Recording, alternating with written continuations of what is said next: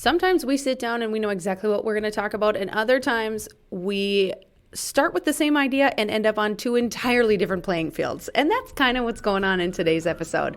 We're talking about goal setting, kind of, for 2023 and Vikings football. Tune in. Thanks for tuning in to the Realtor Moms podcast. I'm Tasha. And I'm Jamie. We're full-time realtors in the FM and surrounding areas, and admittedly average moms. This is how we sell homes And try to keep our kids alive. Hello, everyone. This is the Realtor Moms podcast, and we're back in 2023. Happy New Year. Happy New Year, yes. And so with that being said, Jamie and I were talking about how we needed to get we need to get an episode out there. And with that being said, we were struggling to come up with an idea, which barely ever happens. And so from that, usually it's the plethora of ideas trying to narrow it down to the one we want to record. Exactly. And today we were struggling. But with that being said, we really decided goal setting. It's the start of the year, everyone's doing resolutions, and we really wanted to talk about goal setting in real estate, and at least that's what Tasha thought we were going to talk about. Exactly. Which is actually the funny part about this, because so we both said, okay, come up with a couple questions and we'll rapid fire ask each other these questions. Yes. Tasha's questions you're going to hear are quite different than the questions than my questions. We're completely not on the same page today in every way, shape, and form. But that's okay, right? Goal setting can be for a whole variety of things. Exactly. And so I think it's really interesting how we took it in different ways. So, yes. To kick it off, what's your first question? What are you going to change about your schedule this year? What worked? What didn't? My schedule. Yes. My schedule. Okay, so my schedule has always been, I'm a night owl. I think we've said that before.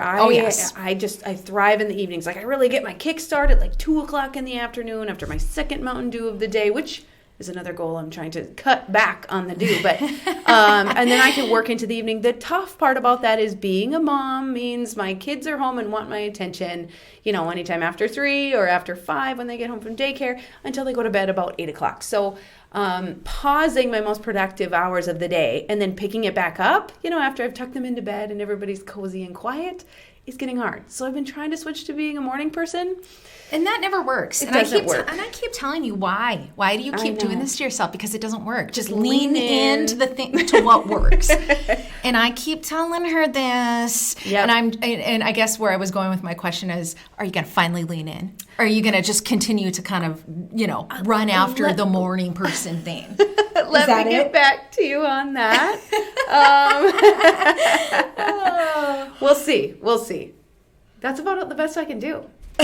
Well, when it comes to my schedule, you're the middle of the day owl. I'm the middle of the day owl, but where my problem is coming in at is I still have to get up in the morning, and I've been having some wicked insomnia, badly, very badly for the last couple months, and it's just been horrible, which I've never had that before, and it's just been happening. And so I'm trying to not stay up all evening, and it's almost like I'm having a Jamie problem right now. I'm having a true Jamie problem. Your days and nights are flipped like a baby. Exactly, and I don't like it because it's not working. So I'm just needing, I think when I'm talking about my schedule, I just need to be better about putting myself to sleep, even if I can't sleep. Do you drink coffee in the afternoon? No. No caffeine in the afternoon? Well, I am drinking a Diet Coke, and it is 3:20 p.m. I don't drink coffee, but I am having a Diet Coke right now. I'll drink probably about a half of it, maybe a third of it. Does it affect you? Do you feel like caffeine keeps you up at night? Well, I never thought it affected me, but maybe it is. Shit changes. Sorry, language. Stuff changes. Yes. So I'm wondering if just me being, reaching an age I have not wanted to reach that I reached this year, maybe that's what it is. Maybe I need to go back to the drawing board and see what's working and what's not, and why can I not sleep. But now I have something new to focus some time and energy on outside of work and clients and kids and everything else. So maybe I'll have to check back. You'll have to check back on me on this. So check back with me on this. Jeez, I'm having a day. Well, perfect. I hope that you get it worked out. So, Let's your get me middle of the day back. Let's owl- get me back to my middle of the day Your owling. high progress middle of the day routine Yes. comes back for you. Exactly. That right there. Well, Okay, you want to hear my first question? Yes. Not at all like that. Mine was, tell me 2 things you want to change about your home this year and why. Say basement. Go ahead, say basement. I will say this, and I have been saying it every year since I moved into my house in 2013. Finish my basement. There it is.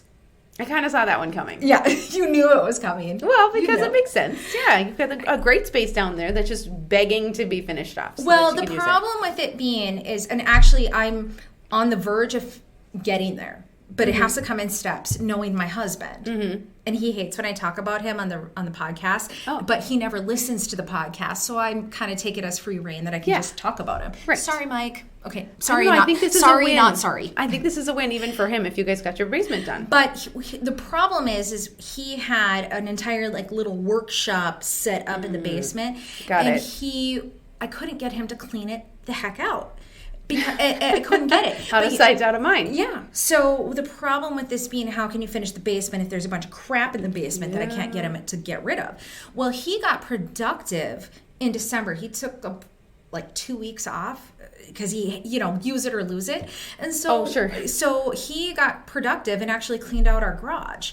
And Oh, I remember that. Yes. And so now he's like, oh, we should finish the garage. Well, Christmas present to my husband is finishing putting that heater in the garage that we Okay. haven't done. And so we're actually doing this Yes, here. you're working this in stages. You Yes. do your garage so that you can get the crap out of the his basement. stuff out of the basement and into the garage, and then you can do your basement. Exactly. Aw. So that's what we're working on, and actually we are doing it. I just made the payment to have the people come in to put in the garage heater. Hey, So if there we I can go. get that done, then we can get the crap out of the basement to finally finish that monster of a whole process or I like it. project. So does that count as 2? I mean, okay, so I was So asking I would, about I, would, 2 I would things. count that as 2 things. You've got a garage and finishing a basement. Correct. Not Getting a bad. heated garage and getting and finishing a basement. Basement, Mm-hmm. though, it's one lumped into one big thing. But I'm not gonna lie, that's gonna be a whole endeavor. That's Yeah. a whole many projects that have to come in many phases. Right. Not gonna lie. I think at my house, the garage. See, I was going in a different direction with this, but when you said garage, like we've got a really big garage, lots of nice garage space, but it's pretty disorganized in the space where me and the kids come through. So like closest to where I park, and everything just gets piled up along the corners all the way down the side So of the you gotta- garage. you gotta- I just need like some hooks and You some need to little tidy- stack yeah. and shelf things and get that tidied up. A place for them to hang their snowmobile helmets, their super muddy boots or wet boots that I don't need brought inside because the garage is heated at our house. So that's probably my new number 1, actually. And then I've been talking about this for a while. I would really like new countertops. Oh, In the kitchen. Yeah. I know. There's just something that's a little more my style. Love my house. It's beautiful. But I kind of want to put my own personal touch on a Touch house and that spin Eric on and I it. have only lived in for a little over a year now. And I think kitchen countertops would really kind of be that one thing. That's on my list too, but after the Oh, the basement. that's your After third the basement. item. That's Nice. like number 3. Yeah. All right, what else you got? I have it. It's a 2-parter. Oh, jeez. Yeah, We're going deep. We went deep today. What didn't work for you last year, real estate wise, and because I'm going real estate wise. What didn't work, and what would you do to change it?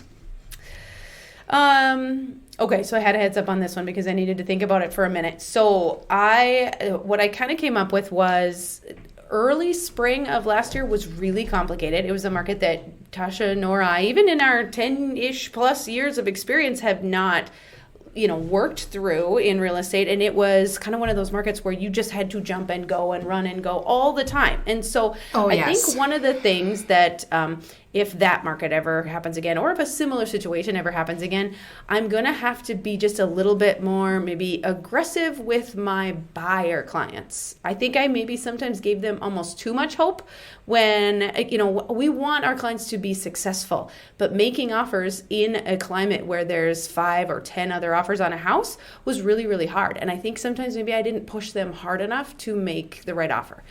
Granted, I think we all landed in very, very happy places, so that's good. But I think what I learned from that is I don't usually just quote unquote tell people what they want to hear, right? But maybe it's because I'm a mom, I'm too soft about it.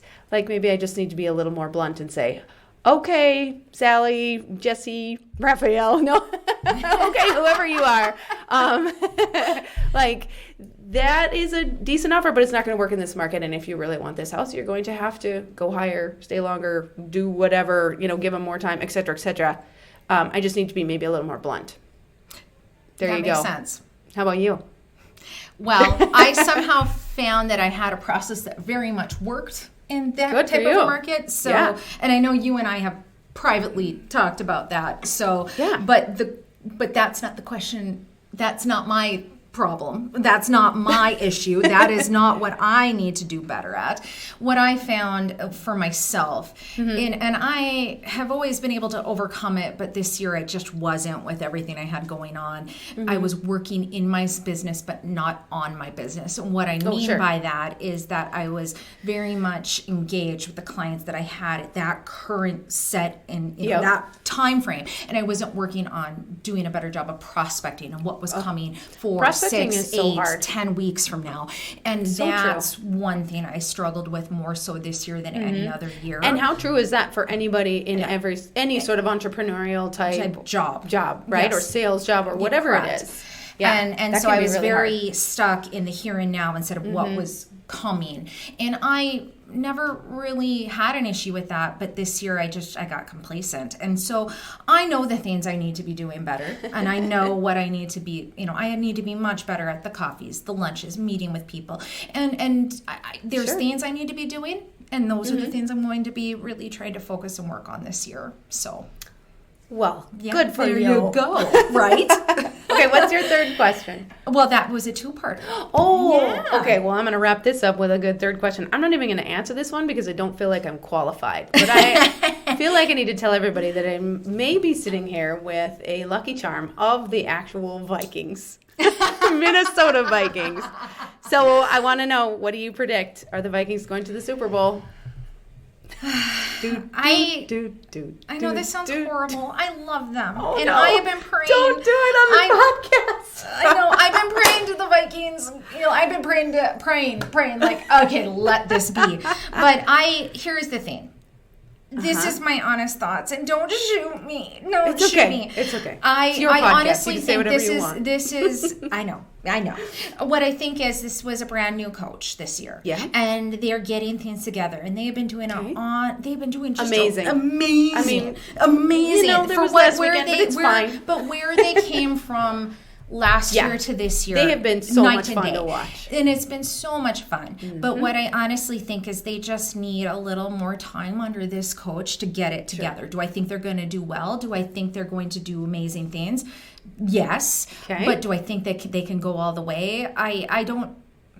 I think they're going to have a hard time. You're breaking hearts everywhere. I know, and I don't want to say it. I just but here's the thing. I will be there every step of the way. Win or lose, I'm going to be, no matter what it may be, I'm going to be cheering them on every step of the way. There it is. And I will, if they have home advantage, I will be at every playoff game come hell or high water. Sorry, but that's just what it's going to be. And this is why I'm not answering that question, because I'm not qualified. I love to watch a good football game. I love them. I can't stop it. It just is what it is. A whole different level of respect for the Vikings. So, and I am a huge Vikings fan. Whatever you say, I agree with you. I just think they need a little bit more time. That's all. That's my opinion, but I will be there. And if I'm wrong, I will eat these words every step of the way. Yes, right? Okay. Well, thanks for tuning in, and go Vikings. Go Vikings! Thanks so much for listening. If you liked what you hear, you can check out our library of tons more episodes on RealtorMomsPodcast.com. You can also find us on Apple Podcasts or Spotify or just about anywhere you listen to podcasts. And please never hesitate to reach out. We would love to be your realtors. This podcast is produced by Realtor Moms Podcast, Jamie R. Swenson and Tasha Barrett, Park Company Realtors, 4170 41st Avenue South, Fargo, North Dakota.